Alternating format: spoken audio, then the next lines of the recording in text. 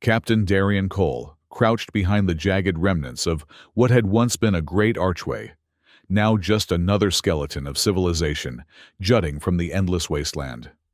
Sand whipped against his combat armor, the specialized coating deflecting the worst of the abrasive particles. Through his tactical visor, he surveyed the broken cityscape ahead, buildings, partially devoured by decades of sandstorms, abandoned military vehicles, half buried like ancient fossils, and the eerie silence broken only by the howling wind. "Command confirms target is still within the perimeter. Captain," came the voice of Lieutenant Rosa through his comm implant. "Bioscanners picked up movement in the central plaza approximately 7 minutes ago." "Copy that," Cole replied, his voice low and measured. "Maintain position. I'll flush them out." He didn't need to say more. His team knew the protocol. Cole worked alone when it came to the final approach. It wasn't arrogance, it was efficiency. 23 successful extractions of unknown enemy combatants had earned him both his reputation and his nickname, the Ghost of the Wasteland. Cole checked his tactical display. The broken outline of what had once been a magnificent central plaza lay 300 meters ahead. The mission parameters scrolled across his visor's display. Target unknown. Entity, Y-72 threat. Level extreme description. Humanoid approximately 1.9 meters. Blue dermal layer. Enhanced physiology. Mission capture if possible. Terminate if necessary. Notes. Subject has evaded 5 previous hunter teams. Approach with extreme caution. He pushed the information aside with a practiced blink command. The details of who or what Y-72 was mattered less than the fact that they were classified as hostile. His job wasn't to question intelligence, it was to act on it. Cole moved in practiced silence, his gear making no sound as he navigated the debris.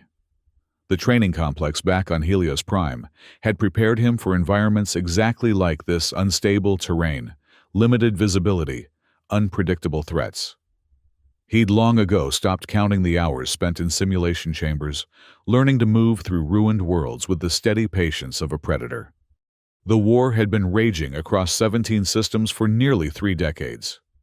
Cole had been fighting for 18 of those years. He'd been too young to remember what started it, and too pragmatic to waste time wondering why it continued. The unknown enemy combatants, the blueskins as they were commonly called, had appeared seemingly out of nowhere. Their tactical prowess matched and sometimes exceeded humanity's best. Their technology was similar enough to suggest a common origin point, different enough to classify them as alien. Cole slowed his approach as he reached the edge of the plaza. His sensors detected the crash site, some kind of hover vehicle, its propulsion system still emitting low-level radiation. The craft was partially embedded in the cracked stone of the plaza, surrounded by a scatter of debris that told Cole the story of its violent descent. "Got eyes on the crash," he subvocalized into his comm. "Looks like a stealth-class hover transport. Recent impact." "Biosigns?" Lieutenant Rosa asked. Cole's visor shifted to thermal imaging, cutting through the haze of dust still hanging in the air. "Faint but present. Northwestern quadrant of the wreckage." He moved closer, keeping to cover his pulse steady. This wasn't his first crash site extraction. Unknown combatants were often at their most dangerous when cornered. He'd seen comrades cut down by seemingly incapacitated blueskins, their last acts of defiance taking good soldiers with them. The crash had torn away sections of the transport's hull, exposing internal components. Cole recognized the technology: adaptive camouflage systems, quantum stabilizers, high-end equipment even by their standards. His target was no ordinary soldier. A flash of movement drew his eye to a hunched figure pulling itself from the wreckage. Even through the swirling dust, the blue skin was unmistakable.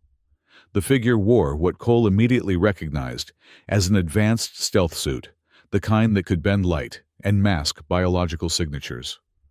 It was damaged now, flickering ineffectually as the wearer stumbled away from the craft. Cole raised his tactical rifle, the targeting system immediately locking onto the figure. His finger hovered near the trigger. A clean shot would end this quickly. But orders were to capture when possible. Intelligence valued live subjects more than corpses. He moved with practiced efficiency, closing the distance in seconds. The blueskin seemed disoriented, one arm hanging limply at their side. Cole activated his stun projector, the weapon humming with a charge of non-lethal energy designed to overload nervous systems, regardless of biological makeup. The blueskin turned just as Cole emerged from cover, revealing a face with features not entirely unlike a human's: 2 eyes, a nose, a mouth, but with distinct differences in the bone structure, the eyes larger and more luminous.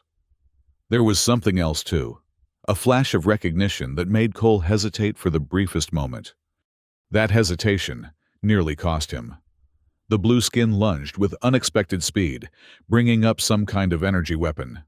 Cole dodged the blast of energy singing the air where he'd stood. He fired the stun projector, the crackling web of energy, catching the target mid-movement. The blueskin convulsed the stealth suit, shorting out completely, as they collapsed to the stone. Cole approached cautiously, rifle trained on the prone figure. This close, he could see, the blueskin was female, at least by human standards of appearance. Her armor was unlike anything he'd seen before, sleeker, more advanced than standard enemy combat gear. There were markings etched into the chest plate symbols Cole didn't recognize. Except for one. His name. Not Cole, as he was known to his team, but Darian, his given name which almost no one used. And below it, in what appeared to be common script, a single phrase: Sentinel Prime. Cole stared, the combat-honed clarity of his mind suddenly muddied with confusion. Why would an enemy combatant have his name engraved on their armor? He knelt beside the unconscious figure, examining the markings more closely. They couldn't be coincidental. This wasn't just any blueskin. This was someone who knew him. The blueskin's eyes suddenly fluttered open, eyes of deep amber, their pupils contracting in the harsh light. Her gaze found his, and her expression shifted from pain to something Cole couldn't define. "Ghost," she whispered in perfect, unaccented common. "At last." Then her eyes rolled back and she slumped into unconsciousness again. Cole remained frozen in place, his training and experience suddenly inadequate for the situation before him.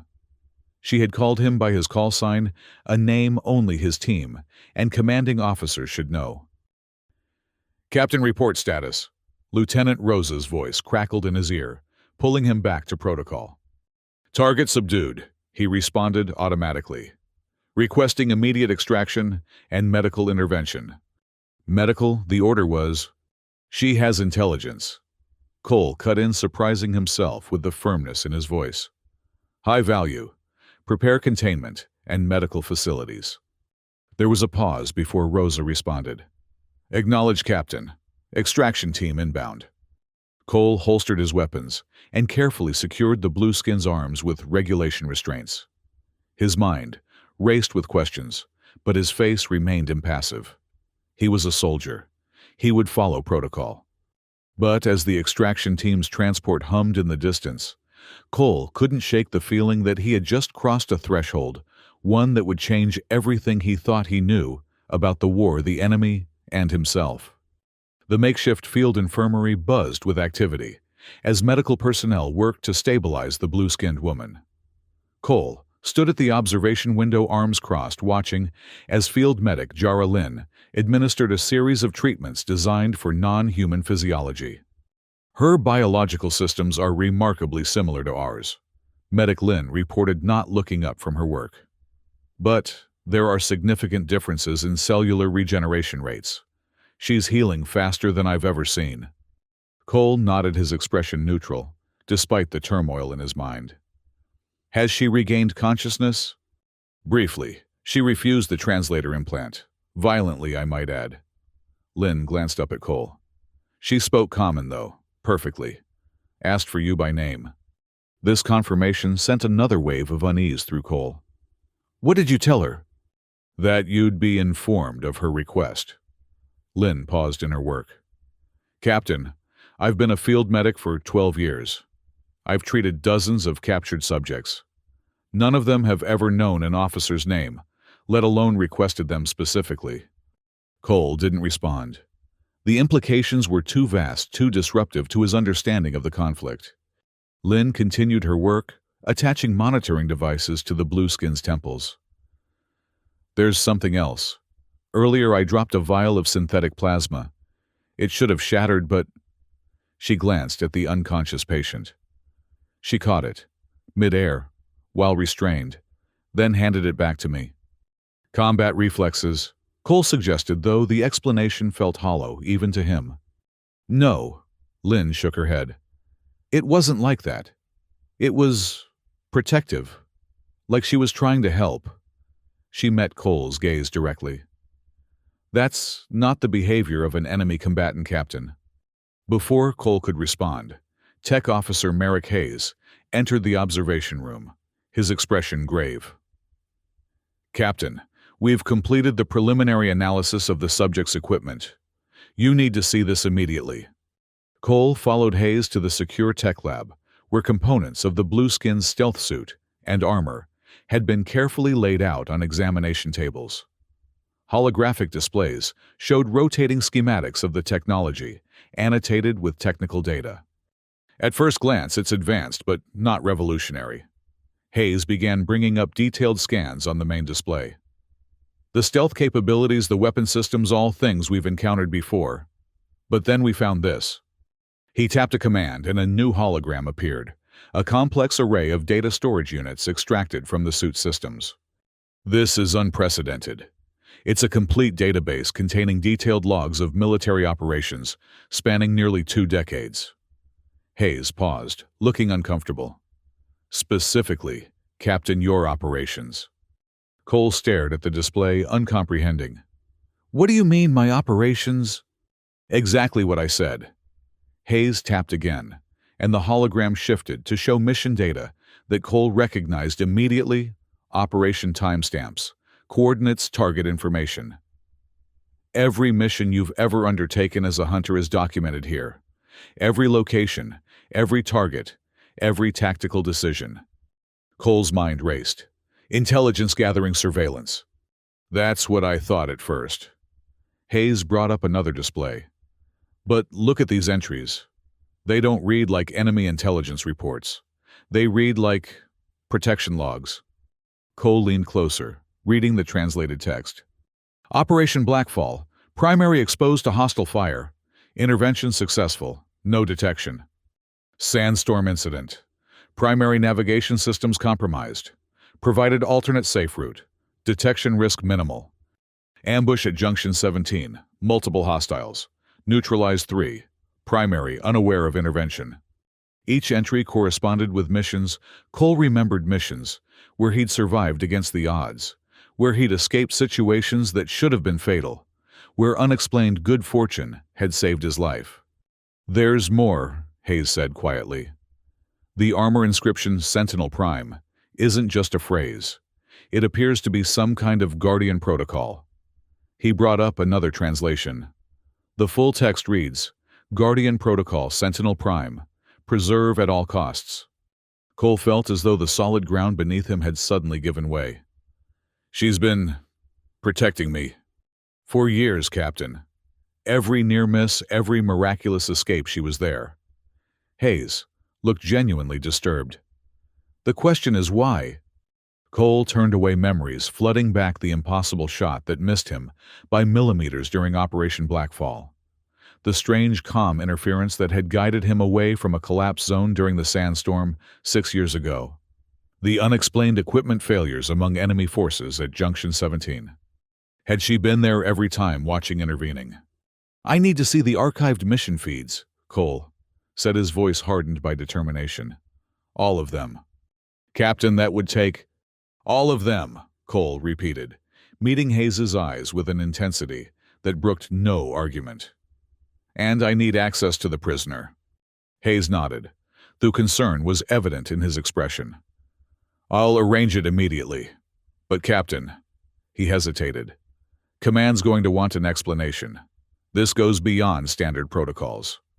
I'm aware, Cole said, simply already moving toward the door. Start with Operation Blackfall. That's the earliest incident she referenced. In the archives chamber, archivist Soren Fay worked methodically, retrieving and queuing the requested mission feeds. Cole sat before a large display watching as footage from Operation Blackfall played out footage he'd never seen from this angle before. "This is the command center surveillance," Fay explained, his thin fingers dancing across the controls. "We didn't have individual combat recorders back then, but all field operations were monitored from orbit." Cole watched himself 8 years younger, leading a team through the ruins of what had once been a research facility. The operation had been straightforward until an unexpected enemy force had ambushed them. 3 of his team had died that day. Cole himself had nearly been killed. A high-powered energy burst had passed so close to his head that it had left a burn mark on his helmet. "There," Cole said, pointing to a shadow in the corner of the frame. "Enhance that section." Fay complied, and the image zoomed in, algorithms working to clarify the grainy footage. A silhouette emerged, a figure in a stealth suit, partially cloaked but visible to the enhanced sensors. A figure with what appeared to be blue skin. "She redirected the shot," Cole murmured, watching as the figure made a subtle movement, just as the enemy fired. The trajectory of the energy burst changed by mere centimeters, enough to miss Cole's head. Playing the next file, Fay announced, bringing up footage from the sandstorm incident. Again, Cole saw himself, this time alone, trapped in one of the worst storms recorded on the frontier. His navigation systems had failed, leaving him wandering blind in a maelstrom that had claimed dozens of lives over the years. Somehow, he'd found his way to shelter, a miracle that had added to his growing legend among the troops. Except it hadn't been a miracle. The enhanced footage revealed a figure moving just ahead of him, leaving markers that only Cole's specialized visor would detect, markers that led him to safety while remaining invisible to standard scanning technology. File after file told the same story. Through combat missions, reconnaissance operations, extractions, she had been there, a silent guardian operating just beyond the edge of detection, intervening only when absolutely necessary, vanishing before she could be discovered. "Why?" Cole asked aloud, though he knew neither Fay nor the recordings could answer. "Why me?" His comm unit beeped, interrupting his thoughts. "Captain," Lieutenant Rosa's voice came through, urgent. "The prisoner is awake and asking for you. She's becoming agitated." "On my way," Cole responded, rising from his seat. He turned to Fay. "Continue the analysis. I want everything you can find." Fay nodded, already queuing up more files. "Captain," he called as Cole reached the door. "Whatever this is, it's not what we've been told about them, about the war." Cole paused, the weight of those words settling on him, like physical pressure. "I know," he said quietly, and left. In the medical containment unit, the blue-skinned woman sat upright on the examination table, restraints still binding her arms. Her wounds had been treated, though dark bruising still marked her face and exposed arms. Her eyes, those luminous amber eyes, fixed on Cole the moment he entered. "Medic Lynn tells me you've been asking for me," Cole said, keeping his distance, his posture neutral, despite the storm of questions inside him. 18 years, she replied, her voice smooth with a musical quality to it. 18 years watching from the shadows, and now here we are, face to face at last. "Who are you?" Cole demanded, the professional detachment in his voice, betrayed by the intensity of his gaze. "My designation is Sentinel Y-72, she answered. "But you already know that, don't you, Ghost? You've been hunting me for months. Why do you have my name on your armor? Why have you been following me, protecting me?"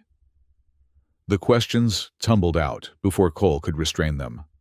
She tilted her head slightly, studying him with an expression that seemed almost sad. "They never told you, did they? About the Guardian Protocol, about the Sentinels?" "Told me what?" Cole stepped closer, his patience wearing thin. She looked up at him with those unsettling amber eyes.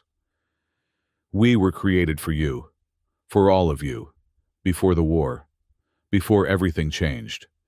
Whatever response Cole might have given was cut off by a thunderous explosion that shook the entire facility. The lights flickered, and the emergency alert system blared to life. "Perimeter breach," Rosa's voice shouted through the comm system. "All personnel to battle stations. Multiple hostiles approaching from the southeast quadrant." Cole's training took over instantly. "Secure the prisoner," he ordered the guards. "Full lockdown protocols." Another explosion rocked the building closer this time. The structural integrity warning flashed across Cole's tactical display. The facility was taking heavy damage. "Captain," Rosa's voice came through again, strained and urgent. "They're targeting the medical wing specifically. It's like they know." The transmission cut off abruptly, replaced by static. Cole drew his sidearm, turning to the guards. "Evacuation Protocol Sigma. Get her to the underground transport bay." "And you, Captain?" one of the guards asked. "I'll cover your retreat," Cole replied. "Go now." As the guards moved to secure the blue skin, Cole caught her eyes, one last time. There was no fear there, only a strange resignation mixed with determination. "They're here for me," she said quietly. "They'll kill everyone to get to me." Cole didn't respond already, moving to the doorway, weapon ready. He had a duty to protect his people, his facility. The questions burning in his mind would have to wait. The corridor outside was filling with smoke, the sprinkler system activating as fires broke out across multiple sections. Cole moved with practiced efficiency, coordinating defense teams through his comm unit, while navigating toward the source of the breach. He reached the main atrium, just as another explosion tore through the eastern wall, sending debris flying in all directions. Through the newly created opening, poured enemy combatants, at least a dozen, their blue skin marking them as the same species as his prisoner. Cole took cover behind a support column, returning fire, as his remaining team members arrived to reinforce the position. The fighting was intense, the enemy forces pushing forward with a reckless determination that seemed focused on a single goal, reaching the medical wing. "They're after her," Cole realized aloud, firing another burst that dropped two of the attackers. "All units converge on evacuation route Sigma. Protect the prisoner transport at all costs." He moved to fall back to join the defensive line around the evacuation route, when a thunderous crack echoed through the atrium. Cole looked up to see the support beam above him beginning to give way, compromised by the continuous explosions. Time seemed to slow. The beam was massive reinforced concrete and steel designed to support the weight of the entire upper level. If it fell, there would be no surviving the impact. Cole knew he should move, but his body refused to respond, frozen in the face of imminent death. Then, suddenly something slammed into him from the side, sending him tumbling away from the collapsing structure. Cole rolled with the impact coming up in a defensive crouch, his weapon raised only to watch in stunned disbelief as the blue-skinned woman, somehow free of her restraints, stood directly beneath the falling beam. She raised her arms, her face contorted with effort, as if to catch the massive structure.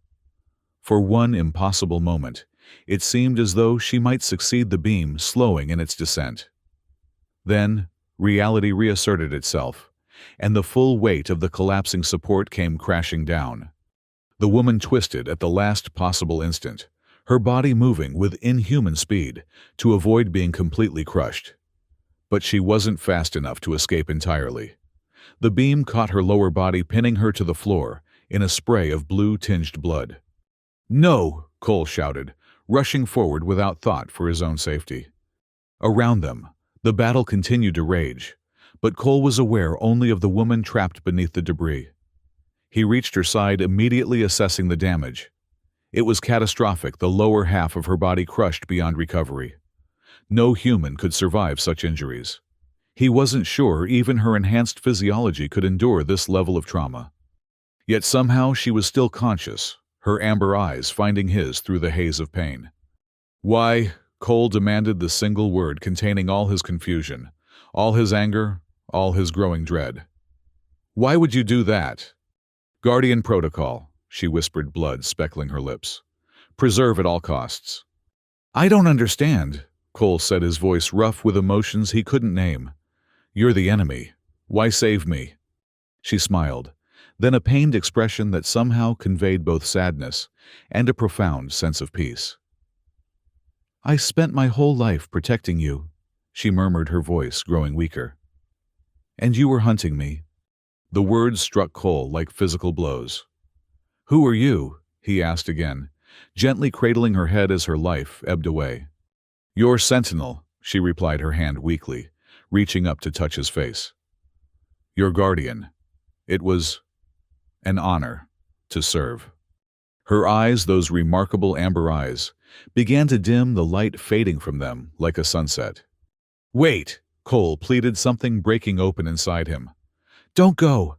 I don't understand! Please!" But she was already slipping away, her final words, barely audible over the chaos of battle. "Find the truth, Darian.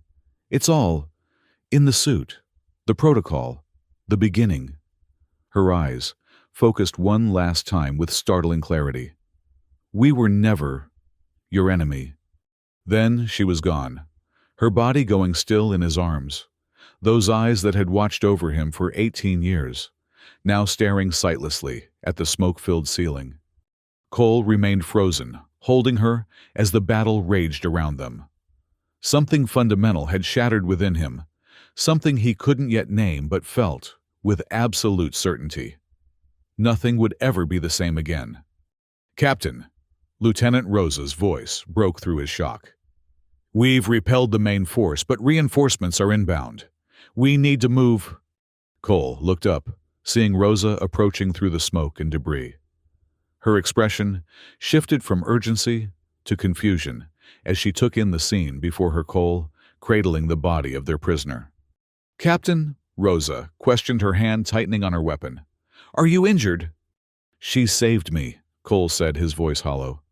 "The beam was going to crush me. She pushed me out of the way." Rosa's expression registered disbelief, then suspicion. "Sir, that's not possible. These creatures are hostile. It must have been—" "I saw it happen," Cole cut her off, his voice hardening. "She died saving my life." He gently laid the woman's body down and stood facing his lieutenant. "And she's not the first time. She's been protecting me for years." Rosa took a step back, clearly unsettled by Cole's words. "Sir, with all due respect, that sounds like enemy propaganda. We need to secure the facility and report to command." "Of course," Cole agreed, his military training reasserting itself. "Establish a perimeter. I'll join you shortly." As Rosa turned to carry out his orders, Cole knelt once more beside the fallen sentinel. With careful movements, he detached the damaged chest plate from her armor, the piece bearing his name and the Guardian Protocol inscription. He secured it within his own gear before rejoining his team. The next few hours passed in a blur of tactical decisions, defensive maneuvers, and communication with command. Cole performed his duties with the precision expected of him, his exterior betraying none of the turmoil within. But his mind was already elsewhere, processing what he had learned, what he had seen, and what he now suspected about the war that had consumed nearly 2 decades of his life. When the orders came through regarding the fallen prisoner, classify remains as hostile asset, full biological autopsy authorized, technology to be remanded to Research Division, Cole made his decision. That night, as the base settled into uneasy calm following the attack, Captain Darian Cole, the ghost of the wasteland, did something he had never done before. He defied a direct order. Instead of surrendering her body to the research teams, Cole personally transported her remains to the crematorium, bypassing the required documentation with security codes few would dare question. He stood watch as the flames consumed her, this unknown guardian, who had silently shaped his life from the shadows. As the last of the flames died away, Cole took the chest plate from his pack, running his fingers over the inscription that bore his name. The truth was out there in the suit's logs, in the archived footage, in the fragments of a story that didn't match the official narrative of the war. A war where the enemy might not be an enemy at all. The decision to desert his post came with surprising ease for a man who had built his life around duty and service. Cole gathered only what he needed: survival gear, weapons, the data drives containing the suit's logs, and the chest plate that had become both symbol and evidence of a truth he was only beginning to comprehend. He left in the pre-dawn hours, his departure masked by systems maintenance routines he himself had put in place years ago. The irony wasn't lost on him, the ghost of the wasteland vanishing like a ghost, leaving behind everything he had known and believed in. As he guided the small transport vehicle beyond the facility's perimeter, Cole allowed himself to remember, truly remember the moments where inexplicable luck had saved him. The memories came in vivid flashes, now infused with new meaning. Operation Blackfall. The energy burst that should have killed him, but instead merely scorched his helmet. Now he saw clearly the shadowy figure in his peripheral vision, the subtle redirection of the enemy weapon at the critical moment. The sandstorm. Lost and disoriented his navigation systems, failing, yet somehow finding markers that led him to safety.